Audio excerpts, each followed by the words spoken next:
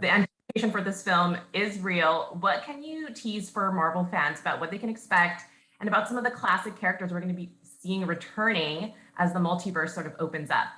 What can we tease? So much has already been I feel like teased. the trailer's definitely been. The trailer has been like analyzed so deeply. For sure. Something that one of my favorite aspects of the movie, without giving anything away, is that Jamie Foxx might have the funniest line in the entire MCU. He has this one scene that is honestly like good. It's so funny. But then there's that other one scene that I think that is we can't. Yeah, that is so sick. Yeah, it's so good. Okay, well, I know you guys can't tease too much, and I know everyone's analyzing everything, but maybe you can tell me a little bit of what you can expect from the evolution of your characters. Yeah, of course. I think we all kind of grow up in this film, but the nice thing is that we get to do it together. I think that's what John Watts has done so well as a director, is that he's really strategically planned these 3 arcs to kind of grow at the same time, especially with our relationship as, friends and then lovers, it's really beautiful, and it is a really nice slow burn, and I think that's why the fans have connected so well and to us as a trio, because they feel like they know us. I wanted to ask you guys about your hilarious appearance on the Graham Norton show. Tom and Zendaya, you told this really funny story about how your height difference sort of affected landing a stunt. Really quick, yeah. I'm a bit sick today. Go on. Water? Thank you. All right. The height difference. What ended up being the solution to that stunt? And will we see more of MJ catching Spider-Man? Because I would love to see that. I would like to see that too. Yeah, it's tough. It's just physics, isn't it? Like, I'm heavier than you, but you're taller than me. So like Zendaya's feet hit the floor first, but my feet hit the floor harder. So when I hit the floor, I like swing underneath from the tension of the wires, and then Zendaya would very graciously sort of catch me and then like rest me on the bridge. Yeah, because my feet were there and you were just hovering. Like if your feet are there, wow, you're not that much taller than me. Oh, you're not. I mean, it's the knees. It's the knees where the big. I don't know if you can see that on camera, but she has long calves. It's true. I do. That's our big height difference area. Yeah. Anyway. So wait, so what ended up being the fix to making it all work then? They just let him lower, right? Yeah, it's on a machine called a ratchet. A ratchet is essentially like a long pole that is a tube that fills up with air. Then they release the air very quickly, and a pole is like dragged into the chamber, and then that flies us up in the air. And essentially they can like change the PSI on each machine, and we're connected to our own one. So essentially Zendaya needed more air to fly. I don't know. There's some sort of stunt thing they can do. They just stopped him a little bit later. Something like that. Yeah, I'm sure so that we would land at the same time. At the same time, yeah. But it was also the pole that we were landing on was like this wide. So it was really difficult. Beam. It was probably like that wide, but for the sake of the story, it was like this. It was like a ruler. It's like a hair strand. Yeah. It was crazy. Do you guys ever have to do any stunts where you're like, not this one? No. Yeah, loads. Oh, well, probably for you, yeah. For you, sure. But for us, nah. I know, we were really game. Yeah. Super game, yeah. I always like excited to be a part of it. For sure. I like to pretend that I say that like, I'll do all the stunts that I'm not allowed to do, but that's not true. There are stunts on this movie that you could not get me to do. My stunt double Luke had to do this one stunt where they ratchet him into a staircase. And I would also say you had an amazing stunt, and your shoulder was like dislocated. Oh yeah, that's right. Yeah, I injured my shoulder, and it was this thing where I had to grab onto something like dangling from this from scaffolding, and it was definitely very with your crazy. dislocated with my shoulder. busted shoulder. Yeah. So it was pretty crazy. Yeah.